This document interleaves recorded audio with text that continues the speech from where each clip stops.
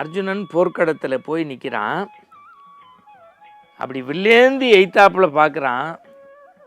முகம் தர்மன் மாதிரி இருக்குது, தின் தோள்கள் நகுல சகாதேவன் மாதிரி இருக்குது, வீரம் எப்படா இருக்குன்னா பீமன் மாதிரி இருக்குது, இவனை எப்படா நம்ம அம்பு போட்டு கொள்ள முடியும்னு சொல்லி அர்ஜுனன் அம்பை வளைச்சு அந்த நாணை பூட்டி அவன் காலை மட்டும் பார்ப்போம், காலை மட்டும் பார்ப்போம், காலை பார்த்தானா.